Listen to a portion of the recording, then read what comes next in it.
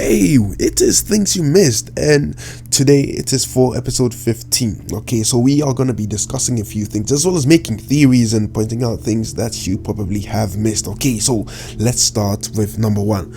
Now, number one is something that some people might not have thought about. Okay, now pay attention that I said some. Okay, so we have Naruto and Sasuke talking about the Gozu Tenno and how Danzo got so close to creating a beast which lives in another dimension. So it's all about dimensions, and one thing we know about Boruto the movie is that Sasuke went to Kaguya's dimension to find out about Momoshiki and Kinshiki, and I think that the Gozu Tenno is going to help Sasuke find a way to enter dimensions with his Rinnegan, because if you don't know, his Rinnegan is able to read patterns and it might be able to read what is on the scroll, and maybe that is how Sasuke found his way into Kaguya's dimension, because we never got any explanation as to how he's able to open portals or something like that. It was just we had Naruto Shippuden, in which he fought against Naruto, and then we have the movie, which is a huge time skip, and then we see Sasuke opening dimensions. So it's like it did not make sense, and with this it actually does. So this is the actual explanation that we have been looking for, so thank God for that. Number two is something that Kinshiki was talking about, and apparently he found some tears in Kaguya's dimension, and something like this, he said, must be reported immediately to the clan. That is law. So that means that there was a clan there, alive when Kaguya actually descended down to the earth. And the thing about Otsutsuki's is that they travel dimensions. So, this could indicate that there is an entire Otsutsuki clan still out there, and, the people on the moon were not the only Otsutsuki there. So if that is the case, then maybe it could be that Momoshiki and Kinshiki are the strongest of all of them, or maybe it could be true that the majority are already dead and these are the only ones left, or maybe Kinshiki was just talking about laws that they have already established, meaning that even though there are few clan members left, you still have to follow them. So we can interpret it in two different ways. Number three is so obvious you should have noticed it. So it is about Sarada's outfit change. Okay, now if you look at the outfit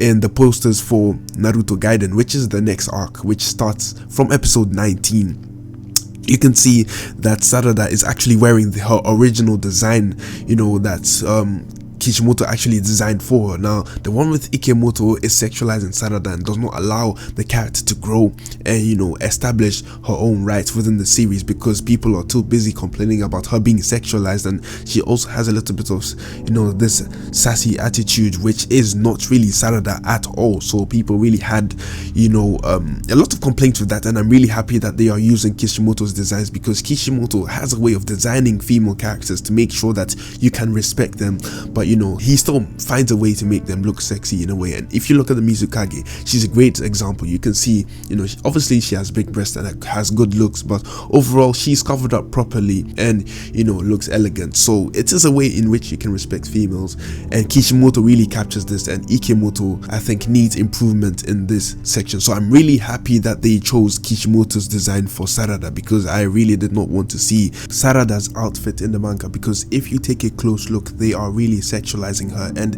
it is blatantly obvious from the poses that she strikes in cover pages and so on. Number four is another change, but this time it is for Naruto. Now the thing about Naruto is that he has had major character design changes in the manga, and people are still wondering whether he has the 6th Sage mode, but at the same time it really looks like he doesn't, because when he did, he had all the tail beasts within him and so on, which gave him a different looking form. Now if you look at the movie where he had this design, it looks really different from what he had in the manga, and it looks like Naruto will be keeping the design he had in Naruto Gaiden instead of the one in the manga. So this leads me to thinking that in the manga they are keeping Ikemoto's designs, and in the anime they are keeping Kishimoto's designs, but then Kishimoto's designs only go up to the movie. So after then I think Ikemoto is going to be designing everything from there, because the one in the manga, he still has the symbol that Hagoromo gave to him, and if you remember correctly, when they sealed Kaguya, the symbols disappeared from their palms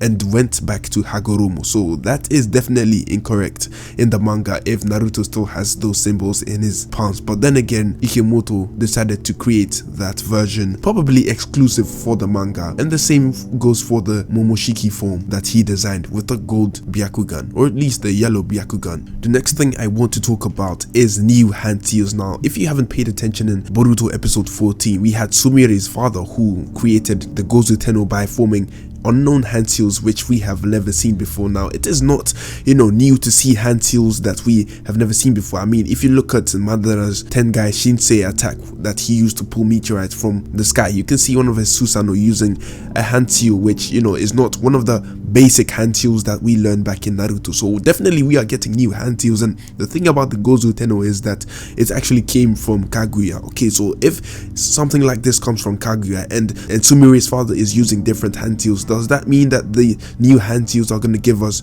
new jutsus which are rare and more dangerous than the ones we have already seen? Because I'm really looking forward to how far they are going to push jutsus as well as handseals and the possibilities of getting jutsus we have never seen before.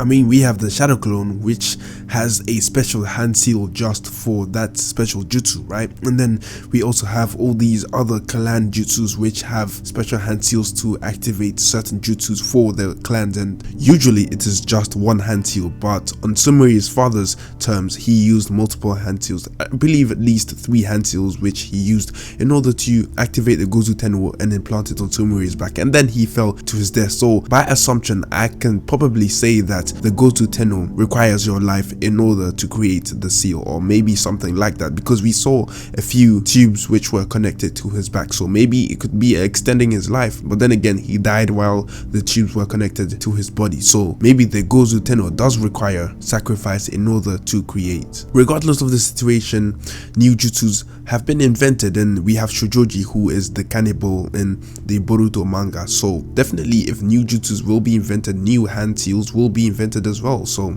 I'm looking forward to the new handseals as well as what abilities these handseals grant you. I mean, if you can create a Gozu Tenno with just a few handseals, then maybe you could create, things that surpass even the Rinnegan with that, because the Nue can actually, go between dimensions and all that kind of stuff. So I'm really interested as to what kind of, new jutsus that will be introduced to us. We already have the Corpse Clone Jutsu. So my question is, what is next? The next point is about Konohamaru, and I want to talk about his youth. Back when, Naruto was getting married, he was walking around with a changed haircut. Now, the haircut has been seen before in Naruto movie 4, and his uncle Asuma Sarutobi had the same haircut, so maybe they recycled this and gave it to Konohamaru. And speaking of Asuma, here is a picture of what his wedding with Kurenai would have looked like if he was still alive. So the final piece of information will be why Boruto hated the fact that Naruto missed Himawari's birthday. Okay, and the reason